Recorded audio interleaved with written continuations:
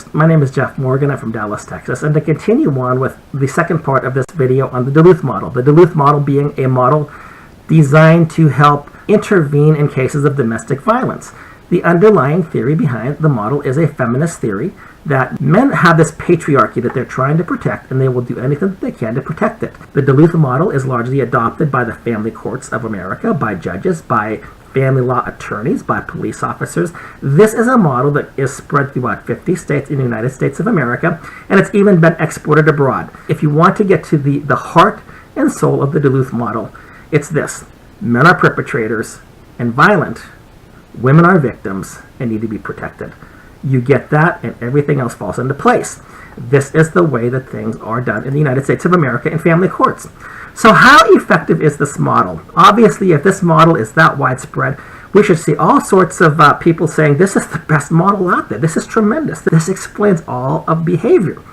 Well, a U.S. study published in 2002 was sponsored by the federal government, and they did find that the batterers who complete the program based on the Duluth model are less likely to repeat acts of domestic violence than those who do not complete any batterers intervention program. So we say, well, there's maybe a little bit of success here anyway.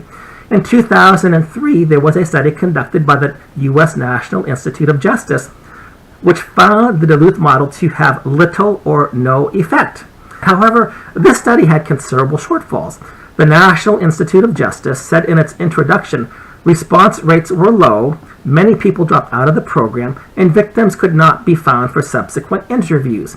The tests used to measure the batterers' attitudes toward domestic violence and their likelihood to engage in future abuse were of questionable validity. So we really don't know if this was true or not true, but this study did find that the model was supposedly had little or no effect.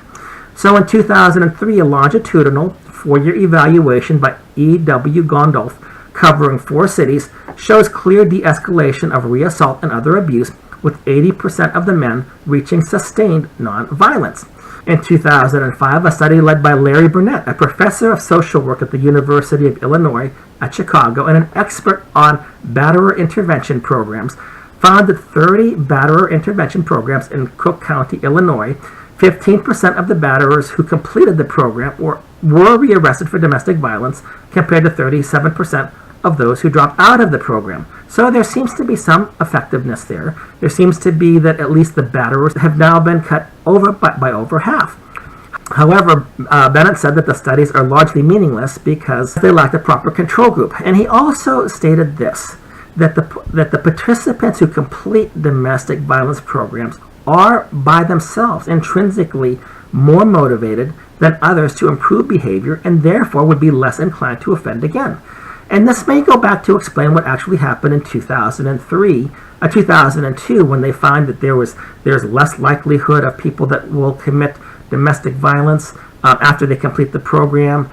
And then in 2003, the other study, if you have people completing the study, they're probably more motivated to not do it again anyway. So that motivation is not factored into the results. Are the results because they've completed the studies, or are the results because the people said, I don't want to do it anymore. I'll do anything. I'll take any help possible to not do this again. And that's a very important distinction that we need to make when we look at the results. A 2011 review of the effectiveness of batterers intervention programs, primarily the Duluth model, found that there is no solid empirical evidence for either the effectiveness or the relative superiority of any of the current group interventions. So there were not just the Duluth model, but other models as well. None of them was found to be superior.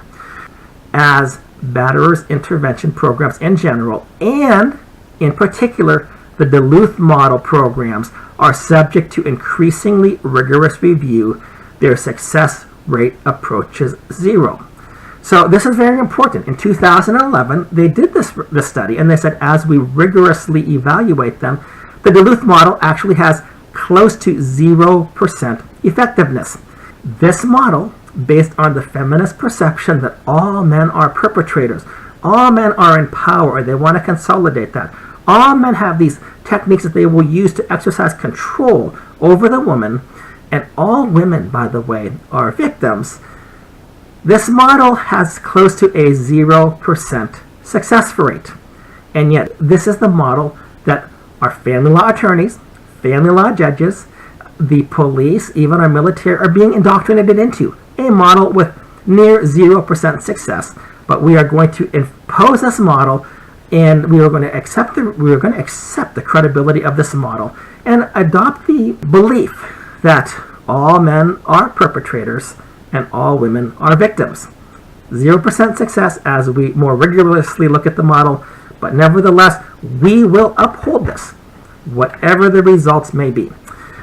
Now, what is also interesting is this, that there was a news report in 2014 which reported 0% recidivism within 5 years for a batterer's intervention program that was based on nonviolent communication.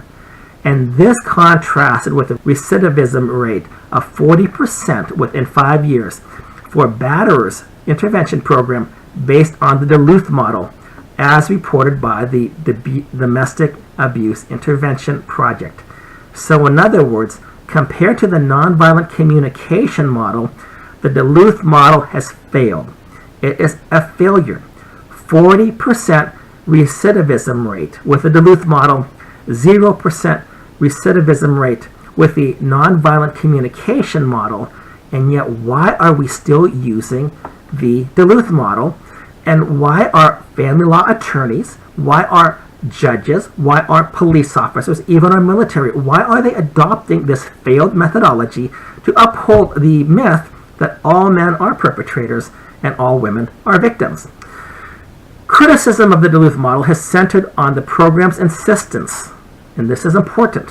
Criticism of the Duluth model has centered on the program's insistence that men are perpetrators who are violent because they have been socialized within a patriarchy that condones male violence.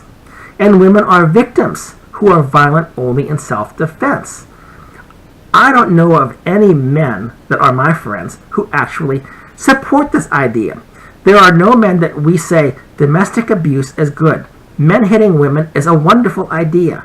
Where does this stuff come from? It is a made-up theory posited so that they would have something to work with.